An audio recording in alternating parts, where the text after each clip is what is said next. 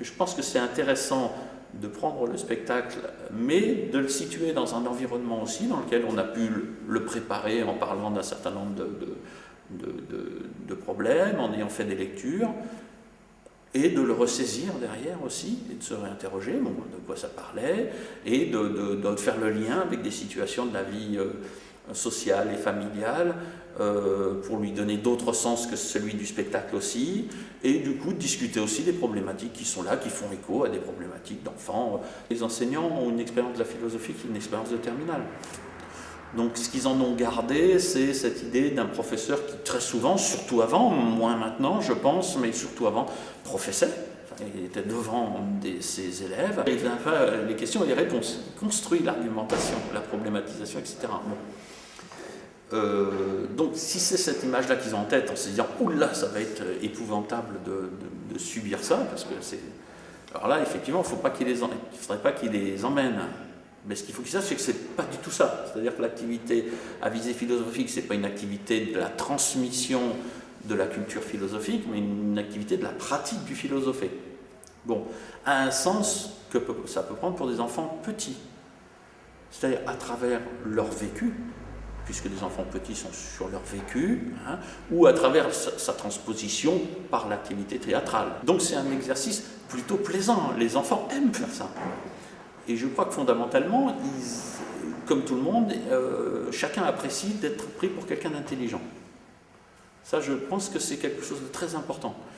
Et c'est pour ça que Jacques Lévin disait un interlocuteur valable. Ben, un interlocuteur valable, je ne propose pas des spectacles stupides. Ce n'est pas non plus un spectacle hors de portée, mais c'est un spectacle dans lequel on va regarder, s'interroger avec des contractions, avec des moments rigolos, comme la vie, quoi, des moments rigolos, des moments où on s'interroge plus. On ne va pas laisser l'enfant complètement perdu par rapport à ça. Voilà, c'est un moment plaisant quand même. Et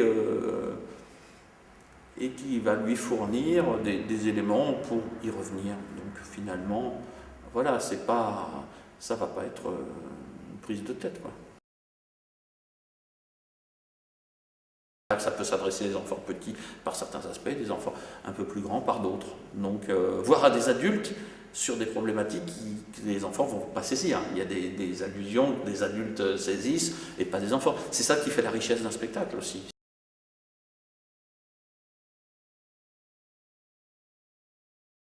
L'idée de se poser des questions, je crois que c'est ce qui caractérise notre métier. C'est des gens qui, professeurs de philosophie, c'est souvent des gens qui s'interrogent. Bon, voilà, on s'interroge tous un peu, mais c'est vrai que je pense que c'est une profession qui a sélectionné des gens qui ont plutôt tendance à s'interroger. Bon, voilà. Donc ça oui, le côté un peu ridicule du personnage, moi je m'y reconnais aussi. Depuis que je suis prof de philo, avant quand j'étais instit, il y avait des choses que je ne pouvais pas me permettre. Par exemple, d'avoir oublié telle chose et tout, parce que tout le monde disait, mais qui sait? Mais quand on est prof de philo, on a le droit. C'est un peu l'image du métier, voilà, quelqu'un qui serait un peu un rêveur de temps en temps, etc. Je ne crois pas du tout qu'il faille être rêveur, mais c'est une porte de sortie, une solution de facilité pour se dépêtrer des problèmes de la vie quotidienne, sous prétexte qu'on serait prof de philo, donc on pourrait du coup s'abstenir de penser à des choses plus concrètes. Celui qui corrige tout le temps les copies, c'est le côté professeur aussi. Vous savez, les professeurs, c'est des gens qui sont un peu obsédés par leur métier. On dit qu'il n'y a rien de pire qu'une réunion de professeurs, ils ne parlent que de ça. Alors que dans d'autres métiers, on ne va pas parler que de son métier. Là, c'est beaucoup ça, les copies, ce rapport aux élèves, c'est un métier humain, c'est un métier de l'humain. Donc on est beaucoup là-dedans, dans ces choses qui sont ravivées, où on est un peu avec ses copies, toujours aussi, ouais, c'est vrai, ouais, c'est pas qu'une copie, c'est aussi de la pensée. Donc des fois, ça nous interpelle, et du coup, soit on dit les élèves ne m'intéressent pas, soit s'ils m'intéressent, ce qu'ils disent des fois m'intéresse. Donc ça me perturbe. Et du coup, j'y pense.